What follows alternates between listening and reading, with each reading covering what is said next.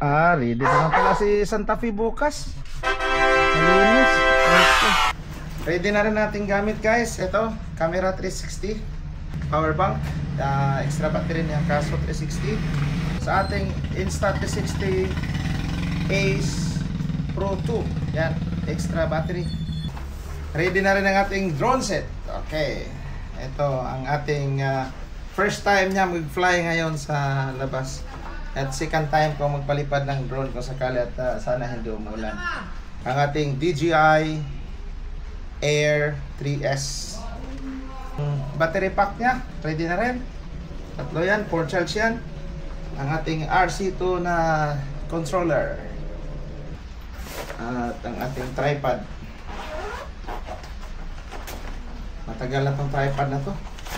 Parang 8 years na yata itong tripod ko guys. Ang binilhan ko ng tripod ko noon is yung DSLR ko. So, we are ready now. Ang aming baon ay Pringles. Ayaw, di ma. Meron ding cashew nuts. Yan. Yummy. And meron ding almonds. Oh, wow. Yan. Alright. At kay Ambi, meron siyang Ferrero. At meron din siyang Oreo. Alright, let's go guys. Alright, entering Calax po tayo dito sa Silang Cavite, bound to SLEX. Ang Calax po ay connecting from SLEX to Cavitex. Ang entry point po nito sa SLEX ay sa Mamplasan. Ang pinakahangganan ng Calax ay hanggang Cavitex. Dito naman sa roundabout dito sa Mamplasan entry point, ang unang exit ay papuntang Maynila. So dapat doon ka sa pangalawang exit, which is going to Calamba or South Expressway. At dahil ay around 12 o'clock na ng tanghali, so dadaan muna kami dito sa McDonald's. Fast food na lang para at least mabilis. Stopover lang tayo dito sa may Petron paglabas itong Mamplasan exit. Medyo umaambon at sana hindi lumakas yung ulan. At sana pagdating natin doon sa Monte Maria, walang ulan at makapagpalipad tayo ng drone. Makikita natin yung magandang aerial view sa area na yon. We are now approaching entry point ng SLEX.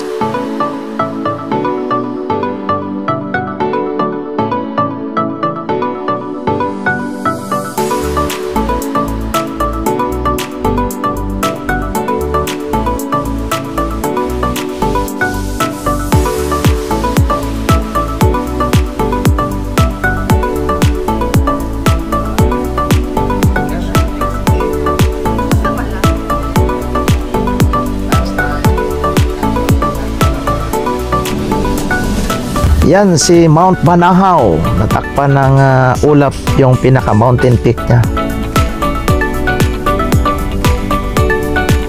Ayan ang Monte Maria. Okay, kita na.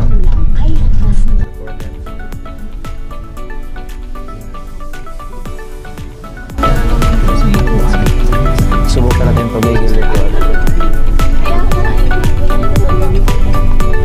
Nasa El dito tayo. Yung helicopter sa El Nido. Tingin ko talaga doon dinosaur. Lion. Dinosaur ako. Saka narinig ko sa kabila eh. Diyan ang parking. Okay, we are now entering the Monte Maria. Sir, pwede dito? Pwede pala dito umakyat yung sasakyan. Drop off lang. Lalo na kapag merong PWD, senior citizens. So, eto, akyat tayo. Wala tayong PWD, wala rin tayong senior citizens, pero pinapayagan pala lang umakyat para doon ihatid sa drop-off point. Then, after that, pabalik din tayo dito sa parking area nila. Matarik siya, pero carry lang ni Santa Fe. Wow, excited na akong makaakyat doon sa view deck sa mga kamay ni Mama Mary. Kasi nung pandemic time, way back 4 years ago, 2021 ata yun, pumunta kami rito pero hanggang sa baba lang at bawal pang umakyat that time. Nakababa kayo dyan? Oo. May nagpark. Ang height pala nitong statue ni Virgin Mary is 98.15 meters, equivalent to 322 feet.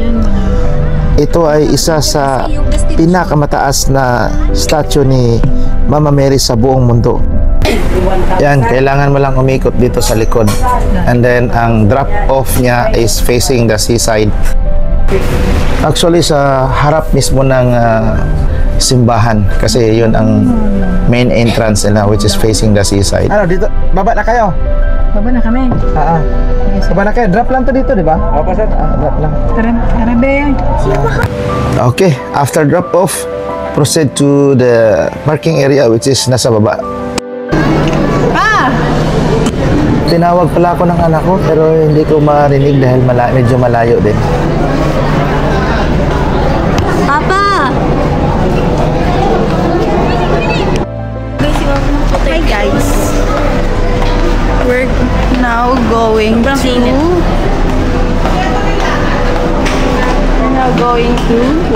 La Glass Walk in Montemaria.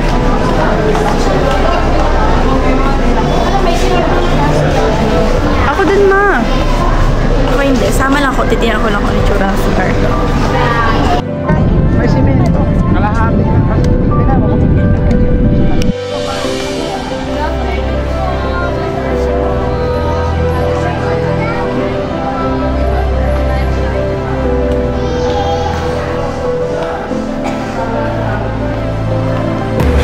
This is the way to the view deck.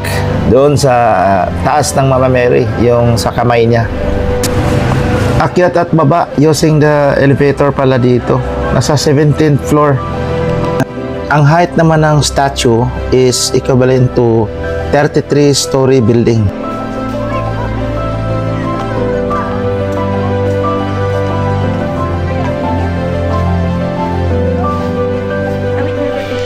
Matatanaw natin dito ang glass walk. Hello guys.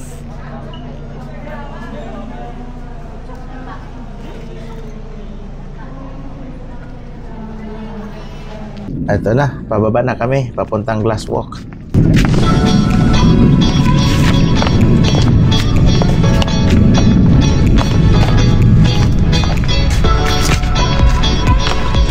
Malaki drama ka dyan. Basa ang flooring ng glass walk ngayon dahil sa maulan-ulan na panahon. Oh my god, oh my god, oh my god, oh my god. Wait lang, wait lang. Wait lang. Magpulong kayo tumingin sa baba. Diretso lang sa akin. Tara, ito. Go. Para po hindi kayo matakot. Wait lang. Pa, mag-ingat. Picture ako kayo. Dali. Dito, nakataliko. Dali. Go, Ambe. Hindi, dito ka mag- Wait lang.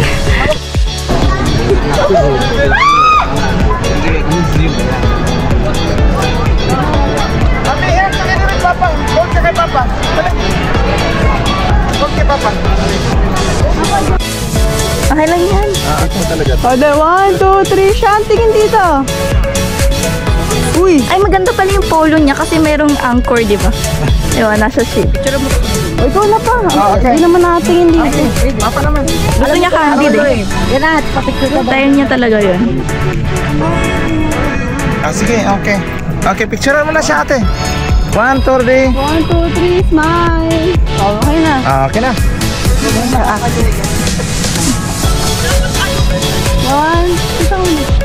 2, 3, smile. Wait lang siya pa. Uy, yung Insta 360. Ikaw na, ikaw na. Patayo mo. Ikaw na. Okay. Guys, nauna na si Ambi doon. Look at your hair, girl. Tumataas. Oh my God, ikaw din. Si Sabiri. Uy, si Sabiri, tara na ba? Oh, baka lightningan tayo, tara.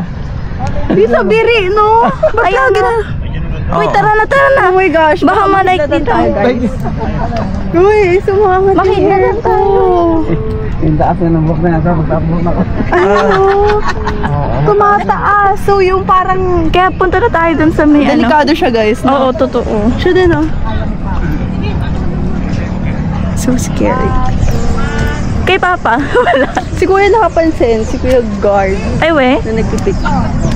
Monte Maria. Yan ang In Monte Maria. risk tayo. Ito yung glass walk. Si Ambi, ang bilis niya doon, oh. Ito pala ay magiging Parang helicopter island to, guys. Napakagandang resort. Ito. Cheaper version. Char. Cheaper version. Ay, mahal din Ay, yan, di pala, di girl. pala. Magkakaroon ng Maybe, same price version. magkakaroon ng swimming pool, slide naman. Hala, oh my God, meron pang ano dun, oh. Tapos yun, may chapel pa doon. Tingin ko. Sa kabilang dulo. Nakakatakot to, oh. Magbabayad ka naman 100 if want mo dyan. Ay, Maricaban Island yan. Ano yun? May ano. Pwede Island. Tapos ito yung Tingloy, no? Maricaban Island. Yan Mas pala nakakatakot pa kami sa ano. For Ano na yan? Yan. Singapore ka. Accommodations pala yan siya. 1, 2, 3. Oo nga, Singapore na. Kasi nagalaw eh. glass to eh. Ganda yung accommodation. Tingin ka sa baba. Honestly, hindi siya, yung scary na maglakad ka. Kasi Yeah. Parang ano pa, mas Siguro. mataas pa yung sa Marina. Thank you. Now it becomes scary because you can see down. Ay, tubig kasi. Kanina. Kanina, may mga tubig so hindi siya scary tingnan. Pero parang mas mataas pa rin sa Marina, no? Or hindi? Mataas yun. Mataas, diba? Tapos nagalaw-galaw pa kaya mas naano ko dito kasi Unfortunately, hindi parang tayo steady siya. makapag-fly ng drone ngayon dahil ulan-ulan. Oh my God.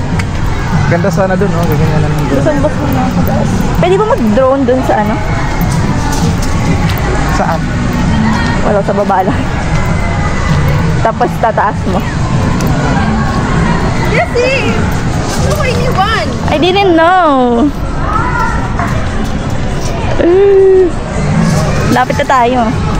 Siguro dahil may mga tubig kaya parang hindi siya nakakatakot Oo. maglakad. Siguro pala kung wala, mas nakakatakot, no? Oo nga nung doon na parang Kasi kitang Sa dulo nakakatakot na. Oh my God. Sa dulo nga parang medyo okay kasi medyo malabak na eh. Basta basta. The history of Monte Maria began in 2006 when Father Fernando Suarez envisioned a pilgrimage site inspired by a suggestion from Hermelando Mandanas. Although Father Suarez later moved on to another project, Mandanas continued the development of the site, which is located in Batangas City, with construction starting in 2014 and finishing in 2021. This project is officially named the Monte Maria International Pilgrimage and Conference Center and features the Mother of all Asia, Tower of Peace, the world's tallest statue of the Virgin Mary.